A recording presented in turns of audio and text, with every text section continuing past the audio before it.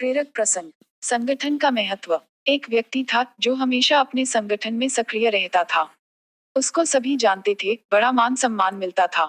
सबके जीवन में सुख दुख का फेरा तो चलता ही रहता है।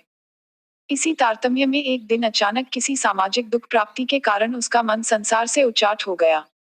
वह निष्क्रिय रहने लगा, मिलना जुलना बंद कर दिया और संगठन से दूर हो गया। कुछ सप्ताह पश्चात एक बहुत ही ठंडी रात में उस संगठन के मुखिया ने उससे मिलने का फैसला किया। मुखिया उस आदमी के घर गया और पाया कि आदमी घर पर अकेला ही था। जलती हुई लकड़ियों की लौ के सामने बैठा आराम से आग ताप रहा था। उस आदमी ने आगंतुक मुखिया का बड़ी खामोशी से स्वागत किया।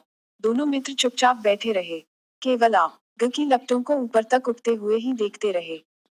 कुछ देर के बाद मुखिया ने बिना कुछ बोले उन अंगारों में से एक लकड़ी जिसमें लौ उठ रही थी, उसे उठाकर किनारे पर रख दिया और फिर से शांत बैठ गया। मेजबान हर चीज पर ध्यान दे रहा था। लंबे समय से अकेला होने के कारण मन ही मन आनंदित भी हो रहा था कि वह आज अपने संगठन के मुखिया के साथ है। लेकिन उसने देखा कि अलग की हुए लकड़ी की आग की लौ धीरे धीरे कम हो रही है। कुछ देर में आग बिल्कुल बुझ गई। उसमें कोई ताप नहीं बचा। उस लकड़ी से आग की चमक जल्द ही खत्म हो गई।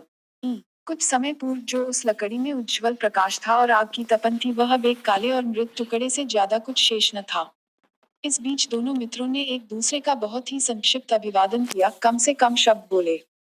जाने से पहले मुखिया ने अलग की हुई बेकार लकड़ी को उठाया और फिर से आग के बीच में रख दिया।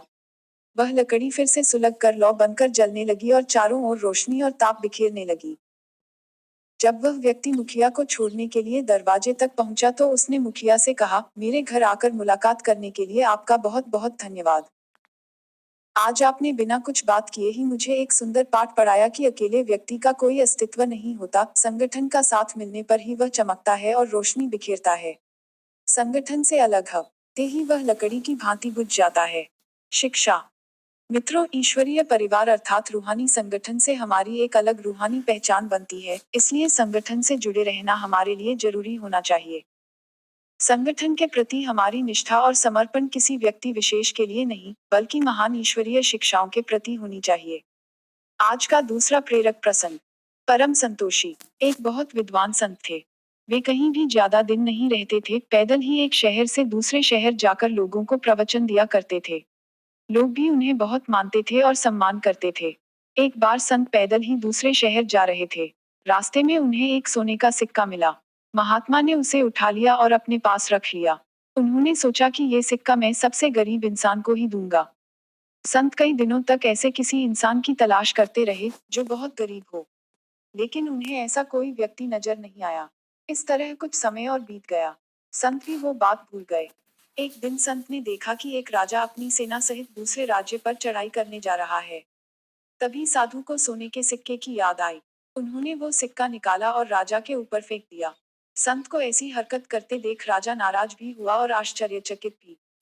राजा ने संत से इसका कारण पूछा तो उन्होंने कहा कि राजा, कुछ समय पहले ये सोने का सिक्का मुझे रास्ते से मिला था।